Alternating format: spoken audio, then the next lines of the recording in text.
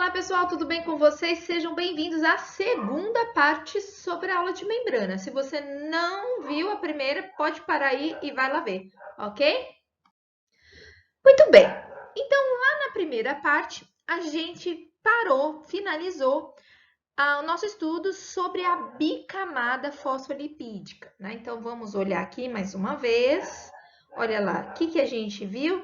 Vimos então que o fosfolipídio tem cabeças hidrofílicas polares, né? E essas cabeças polares estão voltadas para o meio extracelular e para o meio intracelular, que é o citoplasma. E o interiorzinho da membrana, que eu estou pintando de amarelo aqui, a gente então chama esse interior de hidrofóbico, porque a cauda do fosfolipídio é hidrofóbica, é apolar, tem medo da água. Qual que é a grande importância disso? A importância é que se eu tiver uma molécula aqui fora e essa molécula for polar, polar não se mistura com partes hidrofóbicas.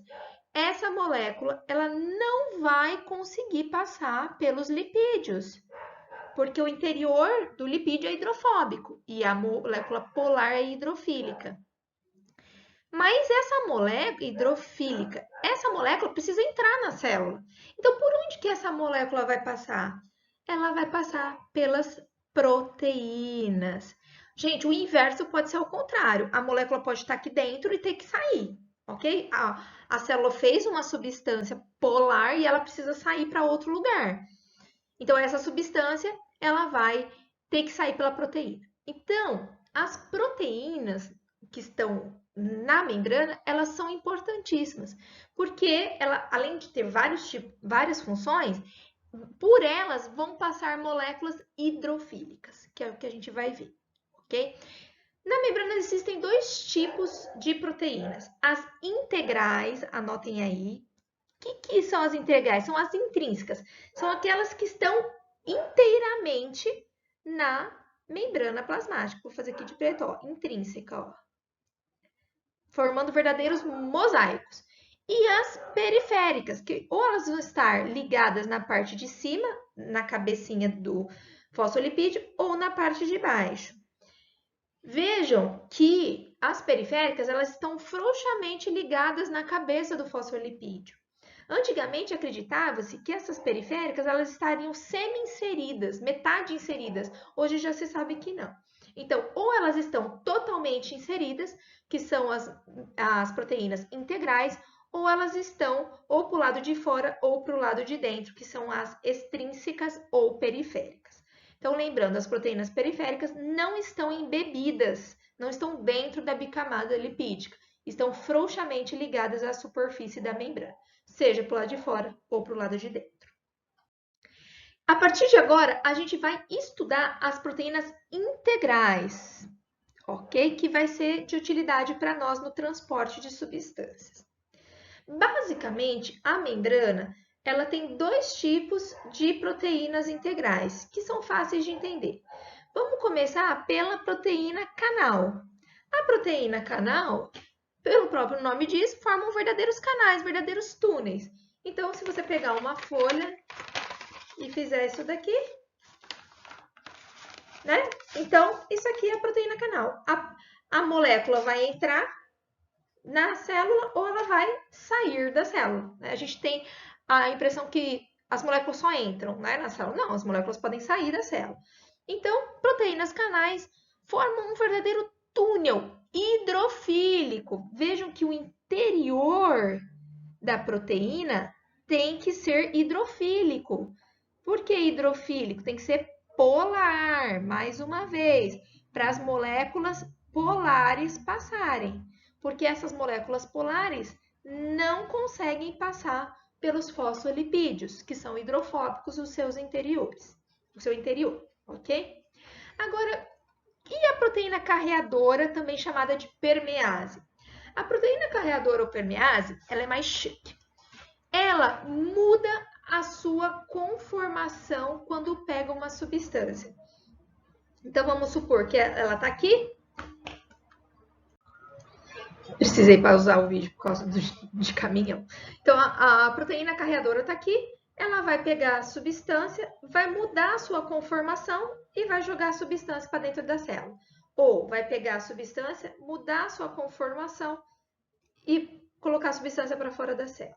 Então, olha só, prendem as moléculas, mudam sua conformação de modo a transportarem essas moléculas através da substância.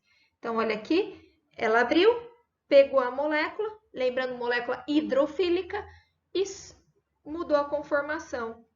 Pode ser tanto para dentro quanto para fora. Então, canal forma um túnel e ela não muda a sua conformação, fica lá. A carreadora não, ela vai mudar a sua conformação para ter o movimento da molécula. Lembrando que as proteínas vão transportar basicamente moléculas polares hidrofílicas.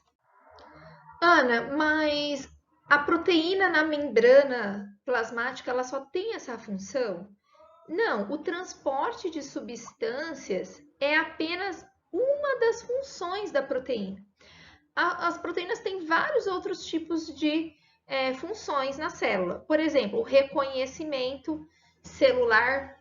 Eu vou falar sobre o glicocálise no próximo slide, nós vamos falar sobre isso. Então, ela reconhece outras células, reconhece inclusive micro-organismos, vírus, ajuda no reconhecimento, na recepção de sinais, né? Olha, está acontecendo alguma coisa aqui. Então, ela recebe moléculas, recebe sinais da nossa célula, ajuda a acelerar as reações químicas, funcionando como enzimas, né? E também ela ajuda a unir as células, junções de membranas, que também nós vamos estudar até o final dessas videoaulas, ok? Então, vejam que, apesar da gente dar ênfase aos transportes de substâncias, as proteínas da membrana, elas exercem vários tipos de funções. E aqui, nós temos o glicocálice ou glicocálix, ok? Vocês já devem ter percebido nessa figurinha que eu coloquei nessa videoaula, coloquei na videoaula anterior, que nesse meio extracelular tinham essas moléculazinhas aqui, que são moléculas de carboidrato, né? Carboidrato, ele tem o prefixo glico, né? Glico de carboidrato. Quando o carboidrato está ligado a um lipídio, eu chamo ele de glicolipídio. Quando o carboidrato está ligado numa proteína, seja ela extrínseca ou intrínseca, tá? Eu chamo de glicoproteína. O que acontece? Esses carboidratos só estão ligados no meio extracelular. E esses carboidratos ligados no meio extracelular recebem o nome de glicocálice ou glicocálise. Então, glicocálice ou glicocálise são glicídios, ou seja, carboidratos ligados ou a proteínas ou a lipídios presentes na parte de fora, voltados para fora, né, da célula, ok? Esse glicocálice só está presente em células animais e em alguns protistas. Então, por exemplo, a gente não vai ver em bactérias, não vai ver em vegetais. Essa camadinha de carboidratos, eles recebem várias funções, eles possuem várias funções, tá? Primeira, resistência, né, da célula. Segunda, barreira contra agentes físicos e químicos, ajudam na proteção da célula. Reconhecimento celular, isso é uma das coisas mais importantes do glicocálise.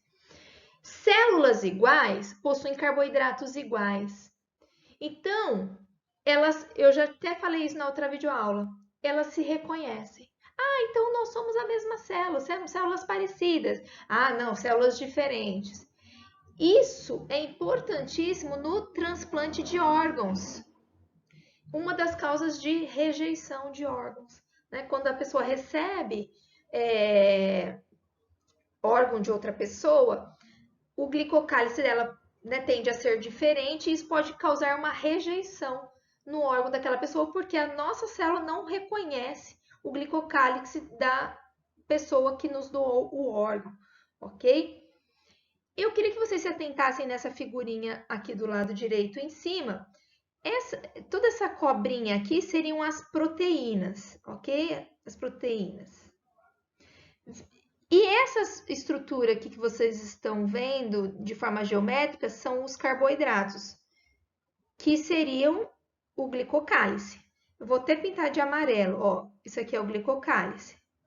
Vejam a importância do glicocálice. Ele reconhece, vou fazer toxinas, reconhece bactérias, reconhece anticorpos, reconhece vírus e reconhece outras células, ok? Então vejam como é importante a presença dessa camadinha de carboidratos nas nossas células animais. Espero que vocês tenham gostado de estudar essa primeira parte da membrana, que a gente estudou realmente a estrutura dela, né, do que ela é feita, as funções dos lipídios, das proteínas, e a gente volta na próxima videoaula falando dos transportes, né, como que as substâncias são transportadas para dentro e para fora da célula. Até a próxima videoaula.